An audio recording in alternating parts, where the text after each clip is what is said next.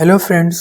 आज के इस वीडियो में हम टेंस सीरीज़ का 6 वीडियो देखेंगे। इससे पहले 5 वीडियोस आप देख चुके होंगे। अगर नहीं देखा तो आपने पहले वो देखना है, उसके बाद इस वीडियो को देखना है।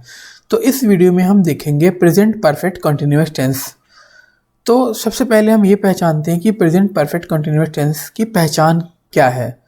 तो अगर किसी भी सेंटेंस में, वाक्य में रहा है के साथ समय आ जाए, रहा है के साथ रहा है या रही है, इस तरह से ऐसे वर्ड, इसके साथ अगर समय आ जाए, टाइम आ जाए, तो हम कहते हैं प्रेजेंट परफेक्ट कंटिन्यूअस टेंस। अभी एग्जांपल देखेंगे, हमें समझ आ जाएगा, ठीक है। वैसे एग्जांपल की बात है तो मैं भी बता देता हूँ। मैं 2 घंटे से पढ़ रहा हूँ। देखो लास्ट में रहा हूँ आ गया और 2 घंटे भी आ गया, समय आ गया। तो ये कौन सा टेंस है? प्रेजेंट परफेक्ट कंटिन्यूअस टेंस है। अब इसका रूल क्या है? हमने हर एक वीडियो में रूल देखा है, तो इसमें भी रूल देखते हैं। तो इसका रूल क्या है कि हेल्पिंग वर्ब जो है वो हैज़ बीन और हैव बीन यूज़ होता है। सिंगुलर के साथ हैज़ बीन और प्लूरल के साथ हैव बीन यूज़ होता है। मेन वर्ब में आईएनजी यूज़ होता है, जैसा कि हमने देखा है पहले भी वीडियोस में कि जितने भी कंटिन्यूअस टेंस में सभी में मेन वर्ब जो है वो आईएनजी होता है। सभी के मेन वर्ब में आईएनजी होता है।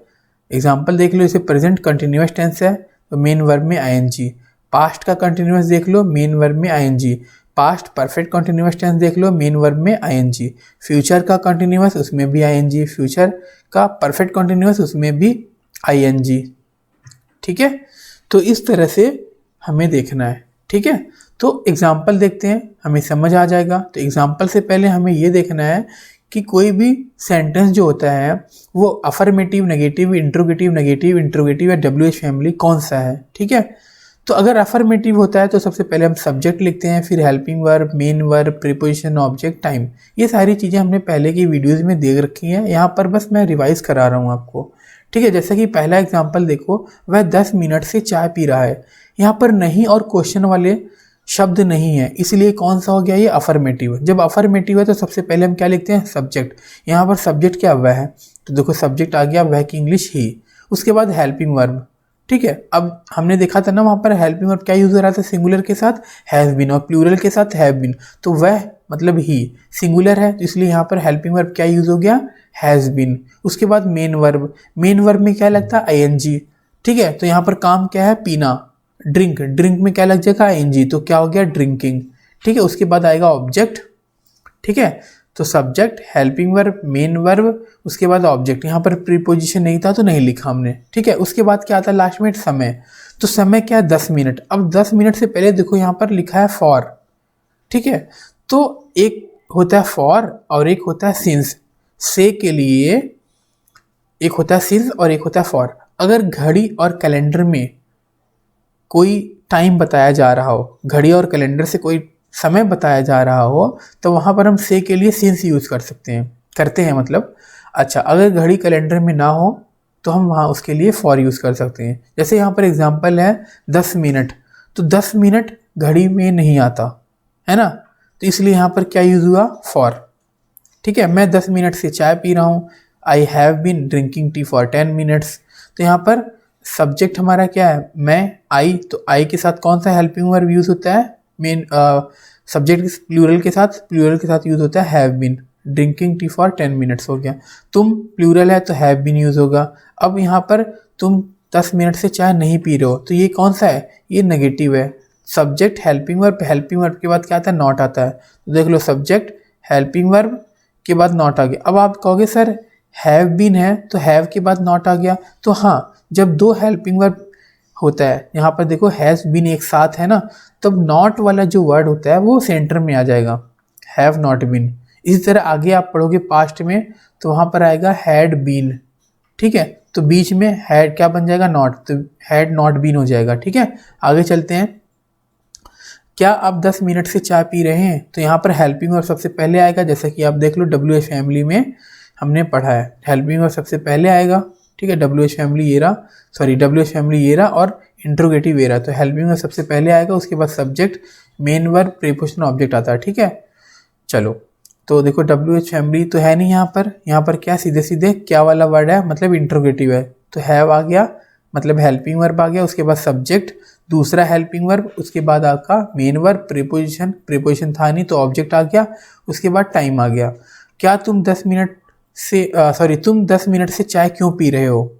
तो यहाँ पर देखो क्यों आ गया, तो ये WH फैमिली वाला होता है। तो WH फैमिली वाला क्यों, वाई आ गया, उसके बाद helping verb, subject, main verb, preposition यहाँ पर है नहीं तो ऑब्जेक्ट आ गया, उसके बाद टाइम आ गया। तो why have you been drinking tea for 10 minutes. तो ये है, ठीक है। कुछ एक्स्ट्रा एग्जांपल देखते हैं अफर्मेटिव के। मैं 1 घंटे से आम खा रहा हूँ, I have been eating mango for an hour. We have been learning English for 2 years, है ना, मतलब हम 2 साल से अंग्रेजी सीख रहे हैं। वे सुबह से किताब पढ़ रहे हैं, they have been drinking the book since morning. अब देखो मॉर्निंग है तो यहाँ पर फिक्स है वो कि सुबह है, तो इसलिए सिंस यूज़ किया है। 2 घंटे है तो देखो फॉर आ गया, ठीक है। इस तरह से आपको पहचान करनी है। आगे और एग्जांपल देखते हैं हम। वह 2 घंटे से खाना बना रही है, she has been cooking dinner since 2 hour. अब यहाँ पर 2 घंटे से खाना बना रही है, तो यहाँ पर सिंस गलत लिखा हुआ है, ठीक है। यहाँ पर क्या आएगा, फॉर आएगा, क्योंकि 2 घंटे घड़ी में नहीं होते, ठीक है। लास्ट एग्जाम्पल हिंदी देख लेते हैं। वह 5 बजे से दौड़ रहा है, 5 बजते हैं, ठीक है, घड़ी में, इसलिए क्या आएगा, 5 o'clock के साथ सिंस आएगा। I have been working for 12 hours, ठीक है, बिल्कुल सही है। He has been studying since morning, morning है इसलिए सिंस आ गया। They have been sleeping for 10 hours, 10 घड़ी में नहीं होता इसलिए फॉर आ गया, ठीक है। इसी तरह नेगेटिव है, मैं 1 घंटे से आम नहीं खा रहा हूँ, तो हैव नॉट बीन हो जाएगा, है ना, have not been, has not been, बाकी सारी सारे वर्ड सेम रहेंगे अपनी जगह पर, ठीक है। तो उसके बाद नेगेटिव इंट्रोगेटिव देख सकते हो आप, है ना।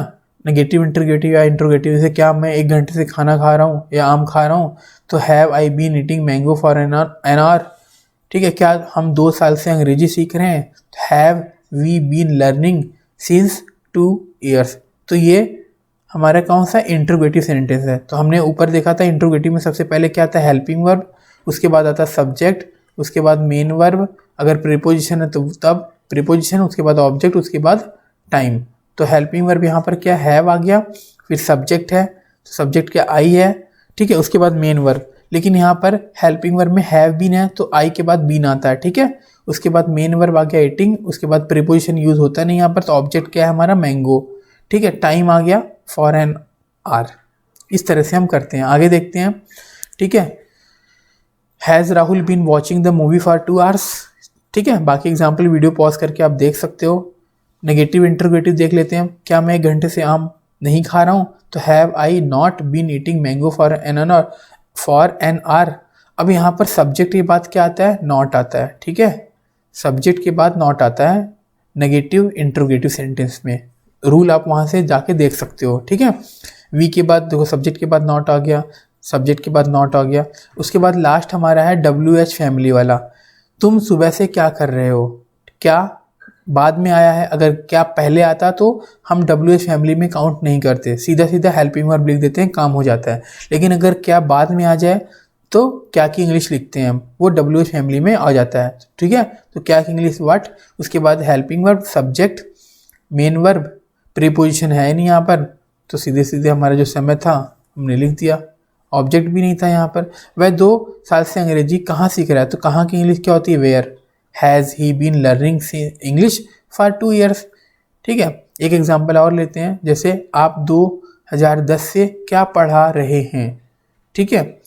तो यहाँ पर आप है मतलब तुम, तो प्लूरल होता है, क्या है, पहले WH फैमिली है तो क्या की इंग्लिश आ गई, फिर उसके बाद हेल्पिंग वर्ब, सब्जेक्ट, सब्जेक्ट के बाद बीन आया क्योंकि हेल्पिंग वर्ब हमारा हैव बीन होता है। उसके बाद हमारा मेन वर्ब आ गया, उसके बाद टाइम आ गया, ठीक है। इस तरह से आप देख सकते हो। सेंटेंसेस बहुत सारे लिखे हैं, आप समझ सकते हो। वीडियो को पॉज करके कॉपी में नोट कर लो। उसके बाद एक्सरसाइज देखते हैं हम।